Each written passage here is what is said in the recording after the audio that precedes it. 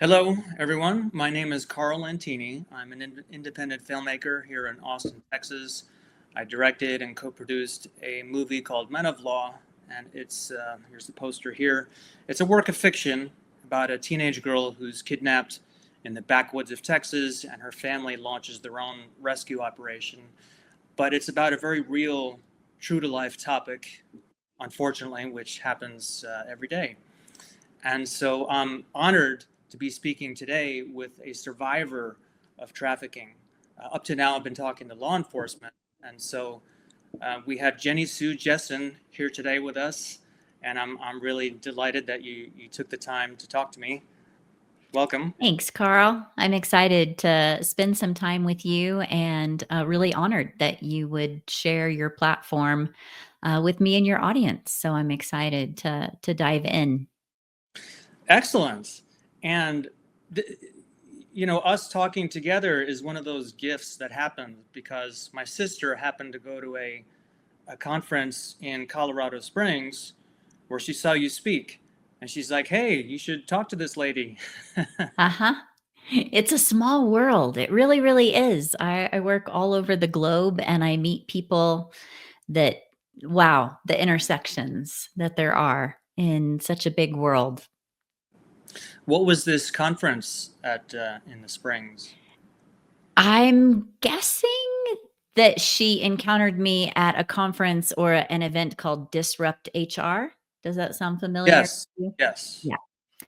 Because I spoke at a couple of different places that week, but I thought I remembered speaking to a Jacqueline at Disrupt HR, and it was an event specifically geared toward HR professionals, human resources in corporations all around the region, and informing or activating them to mobilize their workplace to make a difference in the world. So, disrupting the status quo. How do we do things better? How do we change the world?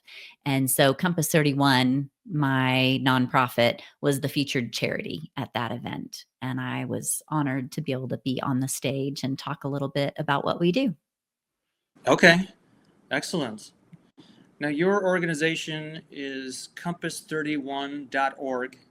I'll put this link in the description of this video. People are curious, they can go there. So, what is this? What is the purpose of this group? Compass 31 is an international counter trafficking organization.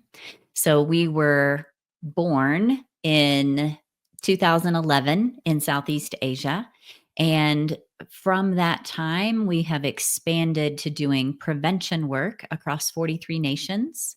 We currently have restoration work with individuals who have experienced trafficking in 5 nations. And one of the things that sets Compass 31 apart is when we're working with individuals who have exited or come out of exploitation, we walk with them to the highest level of education they desire. And which is a really cool and empowering thing, watching these people who have gone through unimaginable trauma rising to their highest capacity. We've had an individual graduate law school. We now have 4 that have gained master's degrees in social work. We have one starting her own nonprofit to support women experiencing domestic violence. So, our goal is to empower them to be whatever God intended them to be before the trauma happened. And so that's the work we do. Compass 31 exists to fight human trafficking with prevention, restoration, and leadership development. Now, if you don't mind, talk a bit about your own experience being trafficked. Yeah, I came to this work. A lot of people say, "Gosh, that must be a hard job. How did you always grow up knowing you wanted to do counter trafficking?" And I guess the opposite would be true. My theory or core belief is that the trauma that happens in our life does not define us, but it equips us. And so I was equipped and prepared to lead counter trafficking work by my own childhood. And So the once upon a time of my story starts in the Midwest, the buckle of the Bible Belt in Southwest Missouri, and by all appearances from the outside, little nowhere map dot of a town in southern Missouri. Everything looks normal on the outside. But my grandfather was a pretty wicked bad guy. And so at the age of 4, he started selling me to other men for sex. And my world turned upside down and inside out. But like many survivors of trafficking, what was happening with me, I wasn't kidnapped and shuttled off to some far off place. I lived at home. I went to school. I was a straight A student. I was the teacher's pet, in large part because school is where I felt safe and protected and loved and seen. So school was a great place for me, but I lived at home. And it's around 76% of individuals who are trafficked are originally or initially trafficked by a family member or a trusted partner, a romantic partner. And the vast majority of the remaining individuals that are trafficked by somebody that they know and trust. So kidnapping does happen. I'm looking forward to seeing your movie, Men of Law, but it is by far the smallest minority of people trafficked. The vast majority are trafficked by a family member. And that was my case. My grandfather started selling me for sex. Kindergarten, I started praying every night. Instead of now I lay me down to sleep, like a lot of little kids might learn to pray, I was praying every night that God would just let me die. First grade, had first symptoms of a sexually transmitted infection. Second grade, I sat in a church on Sunday morning behind the man who paid to rape me the night before. And it went on, it continued for 14 years until my senior year in high school. Desperate to escape, I thought suicide would be my only hope for freedom. And the day after a failed suicide attempt at the age of 17, I found out I was pregnant. And that actually situation was the impetus for me finding freedom. It was the fulcrum, the breaking point, because I think God used that to awaken in me a mama bear instinct. Now I had this innocent baby to protect. As a child, there were a handful of times that I tried to fight back or run away. And I learned really quickly that the consequences of that were deadly and that my survival depended on my silence and on my submission. I learned that lesson really, really well. It's taken a lifetime to learn how to use my voice in a productive way. But pregnant, 17, 18, I had this innocent baby to protect. And so I was finally able to disclose to a counselor enough about what was happening in my life, my world, that she was able to intervene and get myself and my child to safety. And that's really where my journey into freedom and beyond that into thriving began. What a story. I'm glad you survived and you're here and thriving. So, Me too. yeah. And there was a lot of time that I wasn't, I certainly went through a time. I don't know what your faith background is or that of your audience. I don't want to be preachy or pushy or anything. But I went through a long, hard season thinking if God was good, he would just let me die. He would, like, at the very least, he would let me die. And I was mad that he didn't. Now seeing the impact of our work and the reaches that it has gone to, and watching other individuals find freedom and rise in their purpose. I'm so glad he didn't answer that prayer. I'm so glad he didn't strike me dead or leave me to die. But Right. there was certainly a season that I wrestled with if God exists and if God is good, then what is happening here? I have to ask, if you don't mind, this was your grandfather who took over your life. Yep. What about your parents? That is a common question. It's a fair question. I generally leave them out of the story because functionally that's where they were in my story. By that, I mean, my dad was an alcoholic and my mom was addicted to my dad. And really, he was a genuinely good guy. He was just so empathetic and looking around at the lostness and the brokenness of the world. He didn't have any way to reconcile the pain, so he self medicated with alcohol. And when our house was in crisis, I mean, I say he was a good man, and I believe that to be true. There was domestic violence, there was abuse, there was, a lot, all the things that are associated with alcoholism. So when our household was in crisis, my parents, really, I think with the best intentions, would send me 3 hours away to live with my grandparents. And so that 3 hour buffer was my grandfather's protection. And I would go for all school holidays, summer break, over Christmas, sometimes a whole semester of school, because my parents were just trying to figure out how to navigate all the ups and downs of alcoholism. And so that's how I ended up in the care of my grandfather for extended periods of time. And I'm am I correct in assuming this was pre-cell phones, pre-internet era? It is. Yes. I grew up in the 70s. So my exploitation, let's see, I guess would have started in 76 and ended in 1990. Hmm. Mhm. So no cell phones, no internet, or just the burgeoning of internet, at the end of my high school time and in college. So for younger people listening to this, there's no way she could just pick up a cell phone or go online. There was no online. Right. You had the house phone, maybe a neighbor had a phone.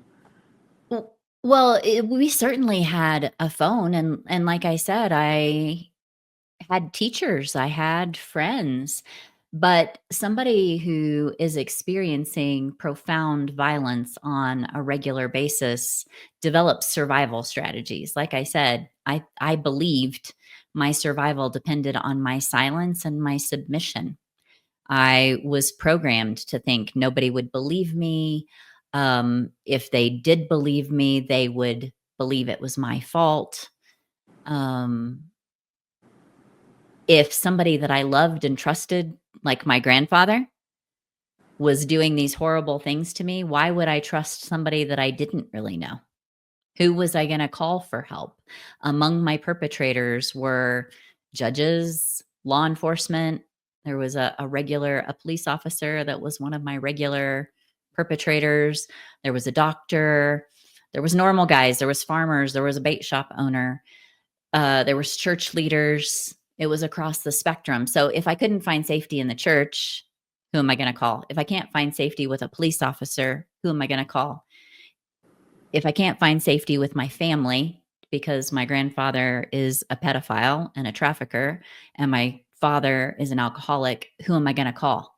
Like calling somebody outside of the people I know didn't make any sense because everybody I knew was dangerous, which is a really common predicament for people experiencing trafficking.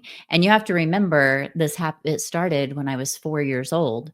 So your capacity to communicate, how does a 4-year-old make sense of rape, right?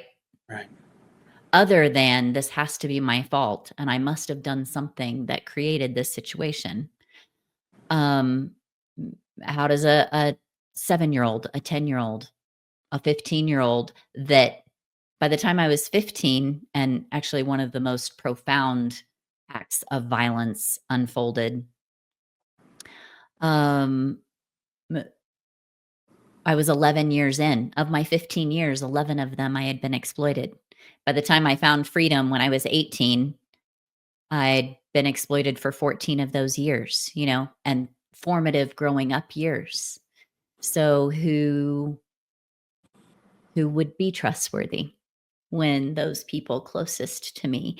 And there were times that people in my life could have known or should have known or did know, but didn't know how to intervene. For example, in kindergarten, for kindergarten and for Thanksgiving, we were supposed to draw and color a picture of our family. And so I, like all kindergartners, drew and colored a picture of my family. And all my family members were normal size, but my grandfather in the picture was 2 or 3 times as big as everybody else in the picture and naked with an erection.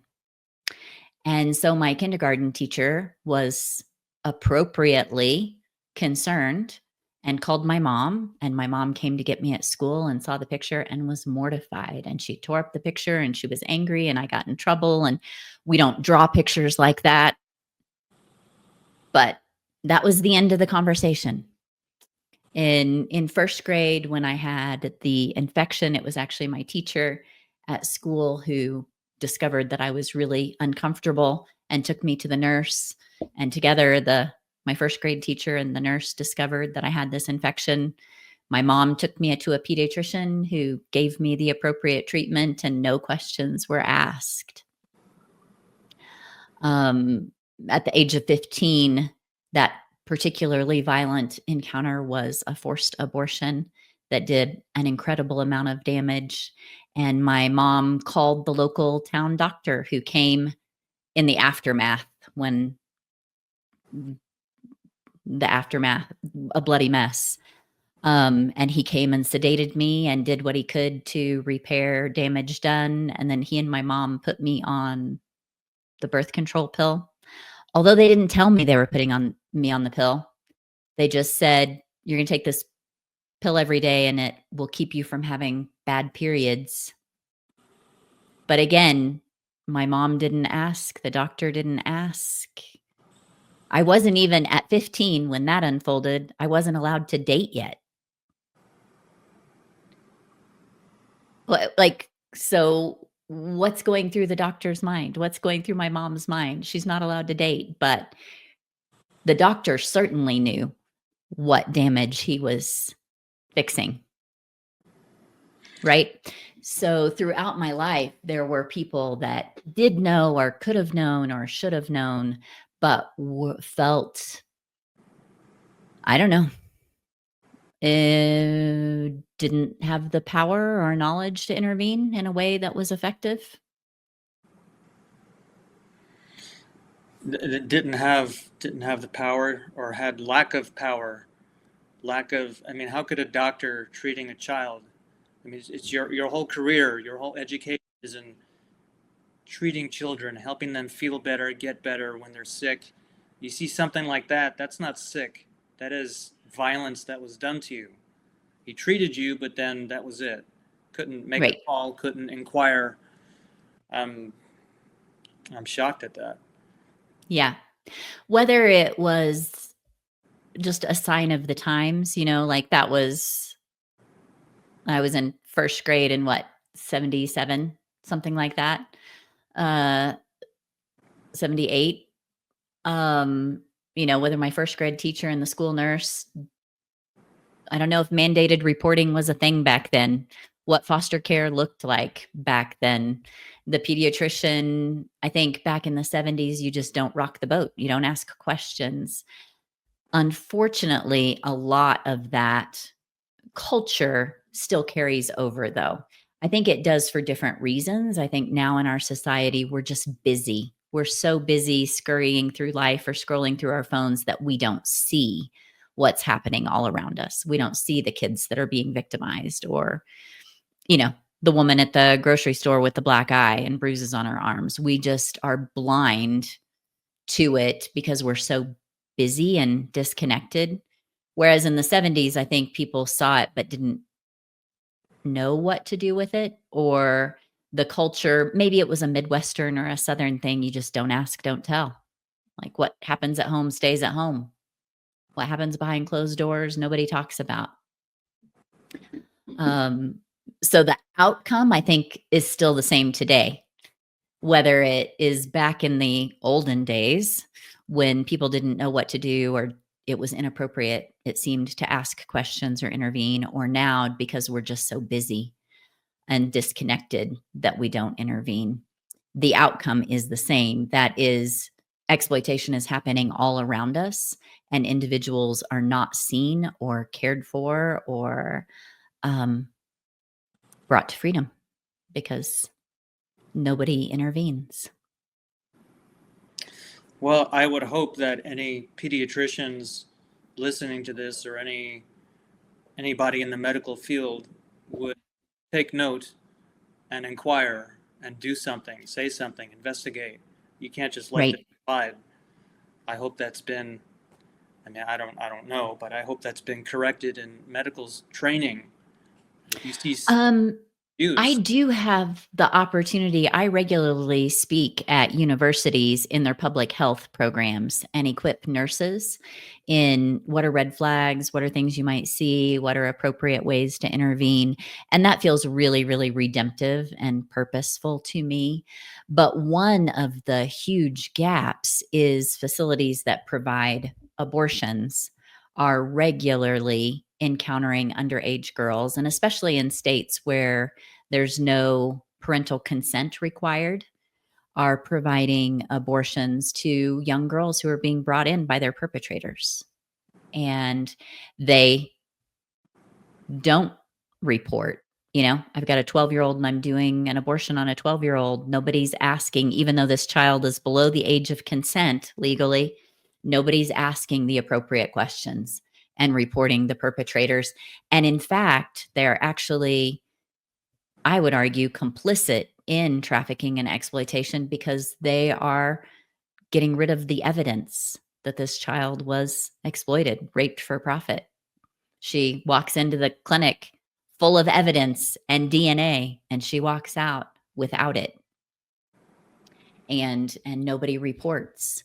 And so the exploitation goes on. So that's one big gap in the medical community that still remains to this day.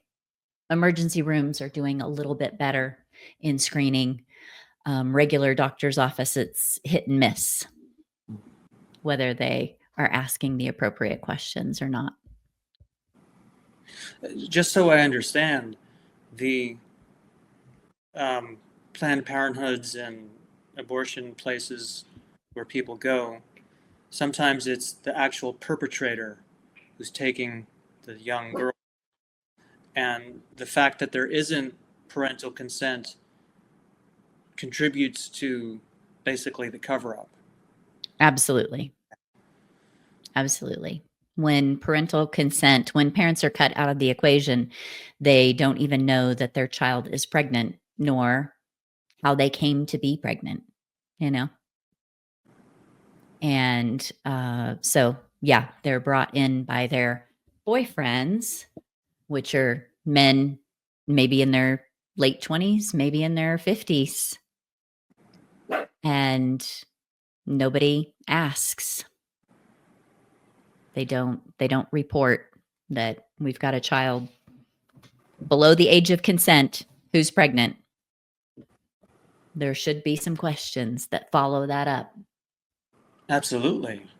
Absolutely. Mhm. That's something I hadn't ever thought of Mm, about. So as yeah. I'm learning, I hope people watching this are learning as well. It's one of the things that I was advocating a lot over the last 2 years. The laws in Colorado where I live were changing, and one of the pieces of that was eliminating parental consent. And so I was arguing that parents need to know if their child is going through this life-altering procedure, if nothing else, so that they can provide adequate emotional, physical, spiritual support to her, you know? Right. But for them to be completely cut out of this medical decision in Colorado, a kid can't get a tattoo before they're 18. but they can get an abortion without parental consent. Wow. And that seems really significant. Oh, yeah, of course. Mhm. Curious. I'm in Texas. What is, I would think Texas might require parental consent, but I'm not Yeah. certain. I am not sure. Every state is different. So, people can Google, or I can send you a link for your show notes if people are interested. Every state is different, whether parental consent is required, um, if it can be waived, what's the mechanism to have it waived. But there's a lot of states that it's parental consent is no longer required. Because I would think, not to, beat a dead horse here, but I would think that if parents did have to be notified, that could maybe help somebody, rescue somebody, get more eyes on Absolutely. the situation Yeah. happening in the corners, and shove it aside and forget about it. Right. Like for parents who have a 12, 13, 14-year-old who's pregnant, if I'm the mama or the daddy, I'm going to be asking, who's the boy? What happened? When did this happen? Are you okay?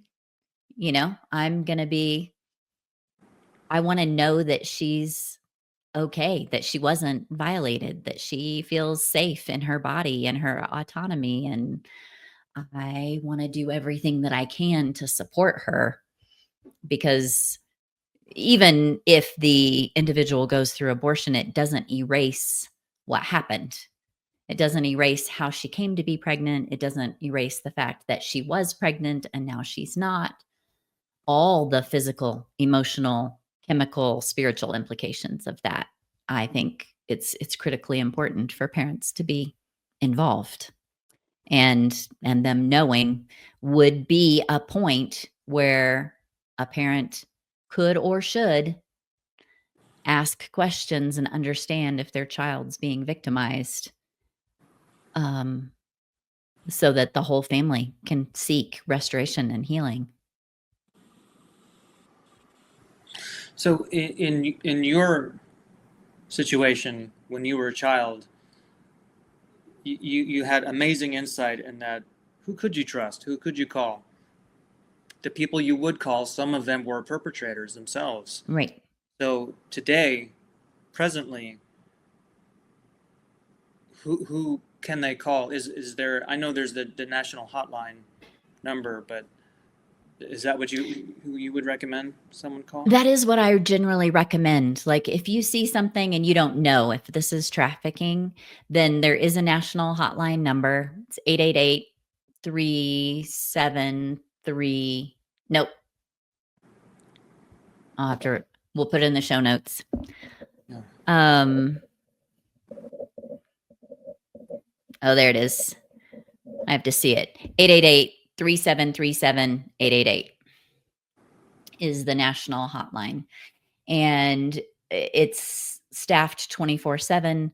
Even right now, if there is an individual in my region who calls out and needs resources or needs help, then my organization is attached to the hotline and the number gets forwarded to my phone.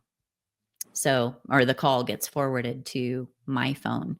So I'm a supporter of the national hotline. That's for people who are trying to escape, trying to move towards freedom. It's for individuals that have questions. I saw this situation. It seemed really scary, but I'm not sure. That's where the national hotline comes in. If somebody that's listening actually sees a crisis, like, oh, I know this is happening, you call 911. We don't recommend that just normal average lay people insert themselves into a dangerous situation, because it can escalate, it can get worse for everybody involved, including the person being exploited.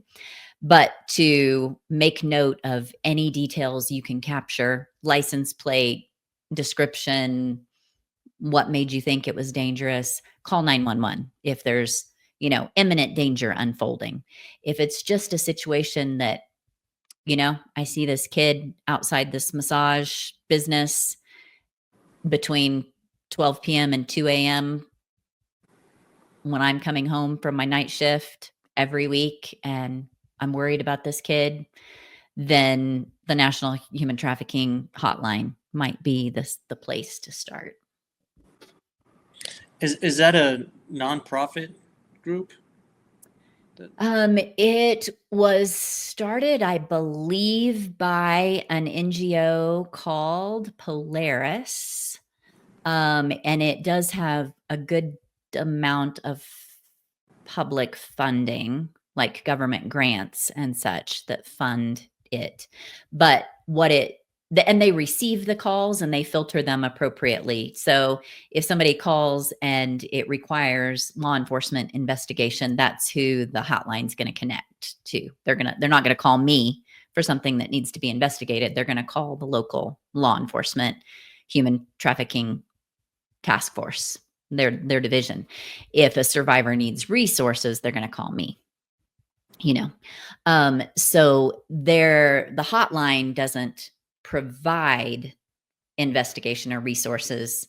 The hotline takes the calls and connects the dots, puts the person calling in touch with the appropriate person to answer their question or meet that need, if that makes sense. Oh. Mm-hmm. So we were talking about technology before. It's really a double-edged sword, because internet, as I've learned, is one way that perpetrators prey on potential victims. But also, we have resources like your website, this phone number, instantly connect with who you need to anywhere in the country. Absolutely. Absolutely. And it's important for people to see something and say something when, there was a long period of time that at public speaking engagements, I always had a checklist. If you see this, if you see this, you see this, here's the red flags, here's what to do. And people might be inspired by hearing me talk and take home their little card of the red flags, but then not ever take action. And I think what I have come to understand is we overcomplicate things. And so the best strategy for disrupting trafficking, I believe, is what I call slowing down to the speed of love. And that means I'm going to put down my phone. I'm going to put enough margin in my schedule that I'm not rushing from point A to point B and on and on and on and on. And I'm not using my phone to self-medicate because of all the stress and anxiety in my life. If I slow down to the speed of love, then I'm going to see the kid that comes to my kid's birthday party that's sitting at my table. I'm going to see the woman behind me in the grocery store with the bruises. I'm going to see the person on the street corner that's experiencing homelessness and their vulnerability to trafficking. If I slow down to speed of love, I'm going to see people around me that are hurting. And it may be domestic violence. It may be cancer. It may be they have an estranged relationship. All of those things, though, all the challenges in our lives, whatever it may be, whether it's a financial crisis or a relational crisis, or a health crisis, whatever those are, create vulnerabilities. And trafficking is always an exploitation of vulnerability. So we know kids in the foster care system are particularly vulnerable to exploitation. Kids who run away from home are particularly vulnerable. And that's because those that would exploit them know what the vulnerabilities are and know how to meet that kid where they are and build a trusting relationship with them, right?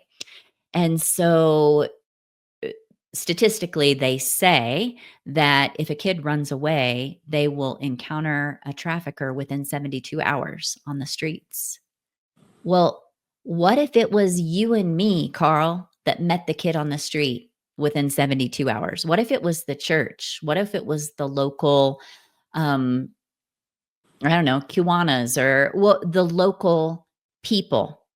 were meeting the kids and seeing the vulnerability and getting those needs met in a healthy way instead of perpetrators, then trafficking faces serious disruption because we would be there first. And instead, we normal, busy suburbanites are sucked into our day to day life and not paying attention. So it's educating ourselves and teaching ourselves how to be aware. And I like your phrase, slowing down to the speed of love. Hmm. So we listen, That's it. yeah, Yep. pay attention. Yeah, we pay attention. I usually tell families, like, if you ever have a birthday party for your kids at your house, you can look, just take a deep breath and look around the table when everybody's singing happy birthday and mentally go 1, 2, 3, 1, 2, 3, 1, 2, 3. However many kids that are at your table, chances are 1/3 of them will experience sexual assault by the time they reach 18.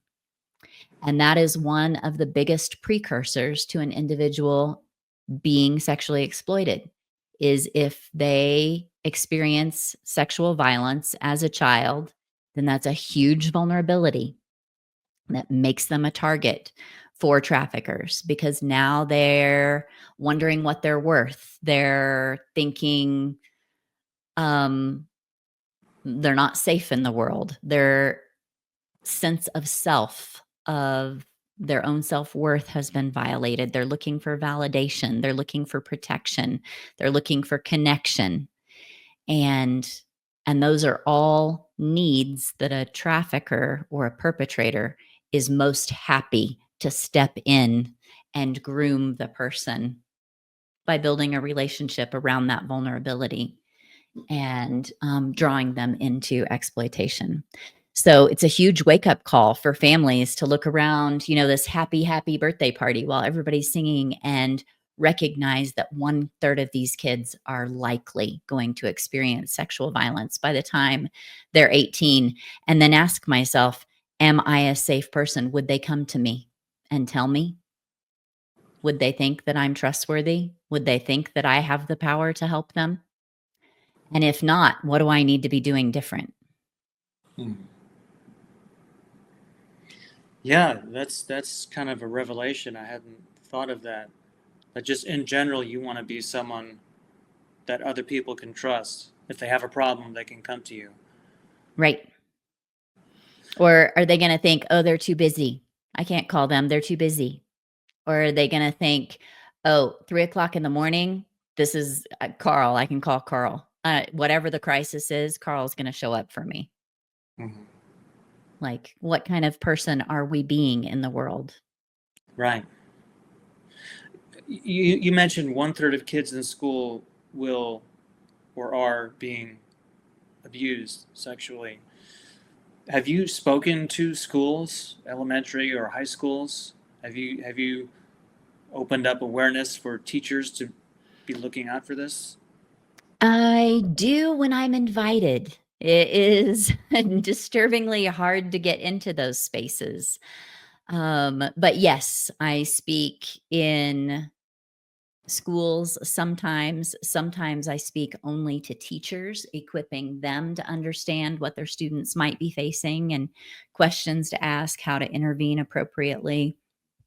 Um, I took part in creating an educational series created by the Department of Education for teachers to watch, that goes through those questions. It's available online for free. Um, I speak in youth groups and at youth camps, but even those environments, a lot of families don't want their kids exposed to a topic like human trafficking. I mean, I if I'm talking to a high school audience, I might talk about uh, my high school experience, including a forced abortion and the aftermath of that, and you know, um, and it's not unreasonable that parents want to know what their kids are hearing and being informed by. So balancing that, I do have reference to a whole high school curriculum that home ec teachers can use, that they can integrate. It's non-sectarian, not religious, but just information for kids to understand really the risks and realities of trafficking. So I'm happy if people reach out to me to send them links to what that curriculum is so that they could, perhaps they're a teacher and they want to integrate some of those lessons in their science class or history class, or, they're teaching about the American Civil War and they want to integrate some concepts about what's happening with human trafficking and what the intersections are and differences are. Well, you would think in schools teachers would receive some kind of training, and we say schools. There's thousands of Yeah. schools around the country. Maybe some of them do educate on this topic, but like with the pediatricians, you're serving young people. That's your job, is to make sure they're healthy and able to come to class and learn and do what they need to do. I'm surprised. Actually, I'm not surprised that there's a lacking in education for, the teachers Yeah. on this. What I find is teachers aren't any more or less informed than any average citizen. They have ideas about what trafficking is or isn't. And a lot of American citizens tend to think that it's just out there, far away, somewhere else, not happening in my community, not happening in my classroom. And if it was, I would know. Which maybe not. Like I said, I was straight A student and in high school cheerleader and yearbook editor, and because that's where I thrived, that's where I was safe, and the violence that was happening was completely compartmentalized. A whole other aspect of my being held all that trauma, and I could step back and forth between the two because it's the world that I grew up in. So teachers aren't, if they're passionate about abuse and advocacy and social justice and trafficking, they're pretty well informed.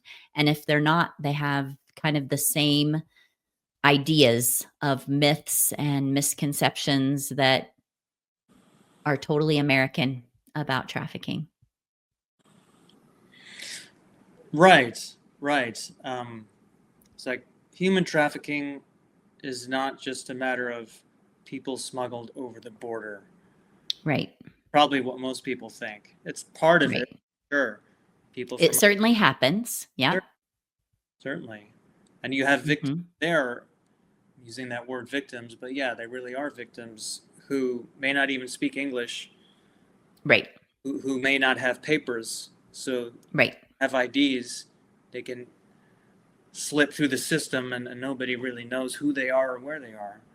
Yeah.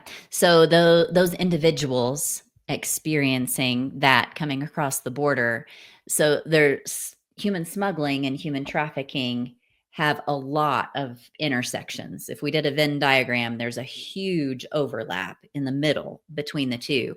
But human smuggling is like, I would pay this person to get me from point A to point B. And I'm paying them to do that because I don't have the legal documentation required to get into that country without paying somebody to get me through undercover, right? And so that's human smuggling. And most places in the world, including the US, that's illegal. It's almost like, I guess, the black market of a travel agent. But that's really what I'm doing. I'm paying this person resources and they're guaranteeing to get me from point A to point B. That's smuggling.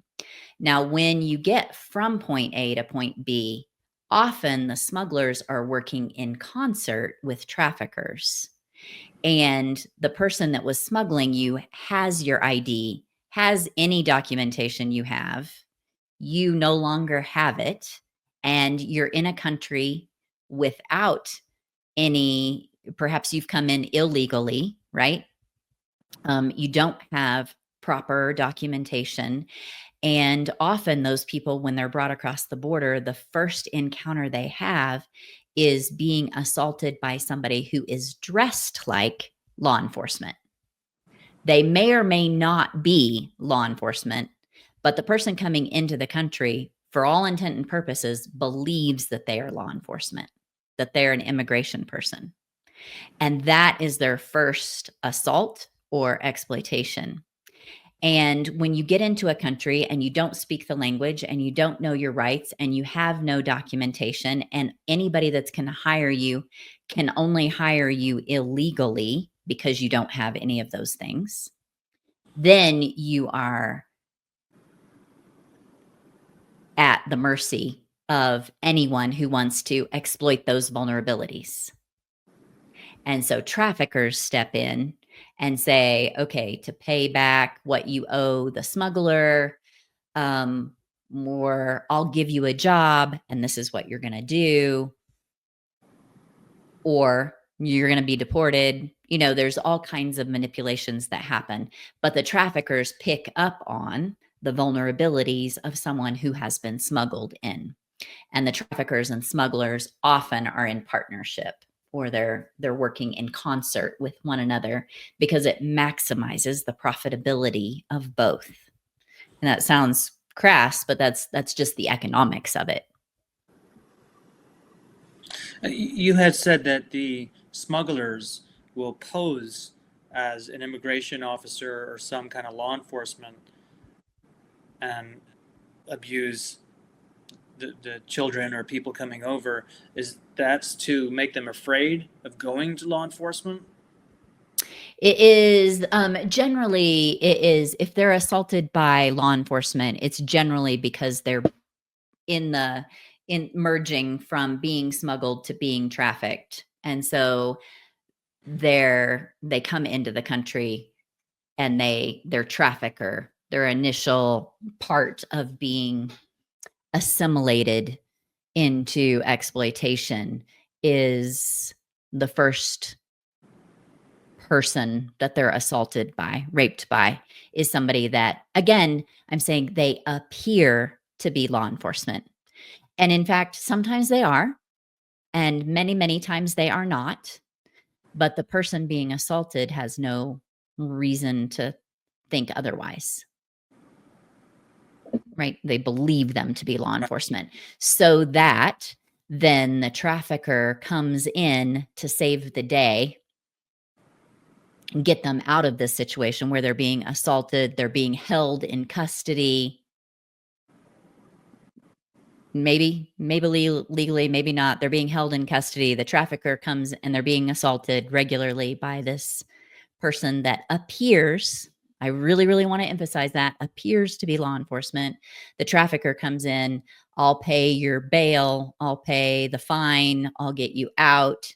And now you're beholden to this person who saved you and you owe them a debt. And then they begin trafficking you. I hadn't heard that exploiters will appear to be as law enforcement or immigration officials to the victim. Mm-hmm. Yeah.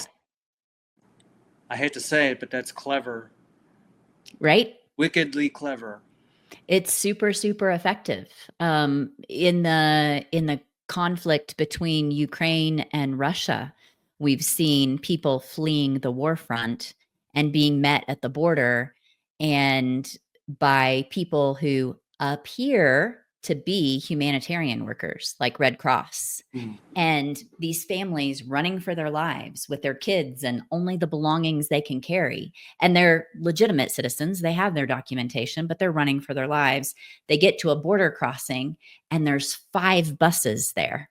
And 4 of the buses are actually factually humanitarian workers like Red Cross.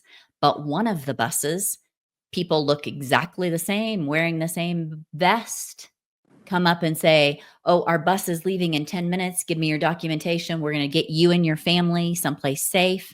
We'll help you get you integrated. We'll help you get a job. Hurry, hurry, hurry. Get on the bus. They take their papers. And in the first 9 months of the conflict, we saw more than 250,000 people trafficked that way, whole families disappearing, and some of them being trafficked for organs, some of them being trafficked for labor, and some of them being trafficked for sex. But once they're on the bus and they now have no documentation, they're at the mercy of the people who stepped in to save the day. They appeared to be trustworthy, but were not, in fact, trustworthy. Wow. I hadn't heard that. I didn't know that. So again, it's always an exploitation of vulnerability. Hmm. A kid who's been sexually assaulted, somebody who's running from a war front, somebody who's being smuggled into a country, a child who's growing up in an unstable environment where there's substance abuse or other types of violence. Those are all vulnerabilities that a trafficker can and will key in on, identify, meet the need in a way that looks safe, looks trustworthy, and then the person is sucked in. It's really an old business. I love history, and reading history, you're always reading about slaves of some emperor or king or who, Right. and all around the world. And it's really not much different. It's probably worse today because you mentioned organ trafficking, organ Hmm. harvesting. They probably didn't do that, 500 years ago. Didn't know about that. That's a whole nother Right. angle today. Yeah. Organ trafficking is a whole nother level of brutality. And um yeah, the organ trafficking before the conflict between Ukraine and Russia started, a kidney on the black market averaged around $25,000 US. And no, $250,000 US, sorry. And now, this far after that conflict has begun, um, a kidney on the black market averages around $25,000. And I mean, what's that tell you about the economics of supply and demand? Mm. Wow. And that requires a whole network of people that are either profiting from or complicit in exploitation. You can't remove an organ from somebody and transport it and implant it into somebody without a team, a facility, anesthesia, at least for the recipient. Right. Um, right? The follow-up care, the drugs, you've got a whole system. And in reality, those whole systems are at play, whether it's labor trafficking or sex trafficking or organ trafficking. But in the medical field, we all go to wait, who's the nurse and who's the surgeon? And like a veterinarian isn't doing an illicit heart transplant, right? And I mean, I have a dog I love. I'm a big fan of veterinarians, but when you're talking about organ trafficking, it's very specialized, the Mhm. team. And so it gives us a good picture where the same kinds of teams and networks, when you've got smugglers bringing people across any border, not just our border, but any border illegally, you do have border agents that are complicit in that or profiting from that. It's just, it requires whole systems, which is why my focus is on disrupting trafficking. I don't believe I'm going to see the end of it. Uh, like you said, if you're a student of history, slavery has been happening since humanity has been documented forever. I'm not arrogant enough to think I'm going to see the end to it. But what I do get to see, Carl, is I get to see the end of it for this one and this one and this one. And when those cycles are broken and those individuals rise to their purpose and they become lawyers or social workers or doctors, or then they're going to disrupt. They're not only going to break the generational cycle of violence in their own family, but they're going to disrupt their entire culture. and make trafficking much more difficult to perpetrate. Well, I really wish you the best on your mission to garner more survivors and disruptors and other people like yourself, and that community can just grow and put a big dent in it. I appreciate that. I would love to, if anybody in your audience wants to know more, they can find me at compass31.org, and I can equip them to disrupt trafficking in their own community, because I promise it's happening in their own community. One more question before we wrapped, if you don't mind. In your particular situation when you were young, was there drug usage involved? My grandfather was an alcoholic. I don't know about other. Yeah, I mean, there were certainly events that there was a lot of kids being exploited and a lot of perpetrators, and drugs were free flowing like alcohol was free flowing. It wasn't I was not drugged, but there certainly is something about substances that make people more easily more likely to violate whatever their moral codes are. Right? Right, right. I hear that from these Uh-huh. law enforcement people I'm talking to. So, Yeah. And then perpetrators often will facilitate somebody they're exploiting becoming addicted, and it's one of the ways that they control them. right, And they'll sedate them or drug them to make them compliant to do what they need to do. They will give them drugs so that the exploited person, the person being victimized, can self-medicate. Then they use that chemical dependency to get them to stay or keep them in debt, so they have to keep staying in a cycle of exploitation. right. So all these illicit businesses kind of overlap. They do. Human They do. trafficking, drugs, organ harvesting, Smuggling. Yeah. smuggling. Yeah. Okay. It's intersections between all of it. Yes. Mhm.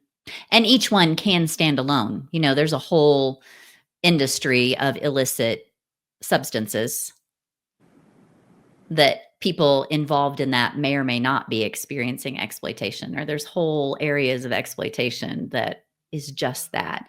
Or satanic ritual abuse is another one that is there's a huge overlap in trafficking. And so there's all these intersections, but each one, human smuggling in and of itself isn't trafficking, but there's a huge overlap. Sometimes it is hand in hand. Mhm. Satanic ritual abuse is its own thing, but sometimes it is also hand in hand with trafficking. Trafficking is its own thing. Sometimes it's hand in hand with both of those things. So it makes it complicated. But again, I'm going to go back to our power to disrupt it resides in our willingness to slow down to the speed of love and see what's happening right in front of us. Because every person we encounter has been through pain, and perhaps it is imminent in their life right now. And if we can meet that vulnerability with love and with compassion, then that person is far less likely to have a vulnerability that could be exploited by somebody with bad intentions. Well, that's a good note to end on, a hopeful one. I hope so. There is hope. I'm absolutely living happily ever after at this point.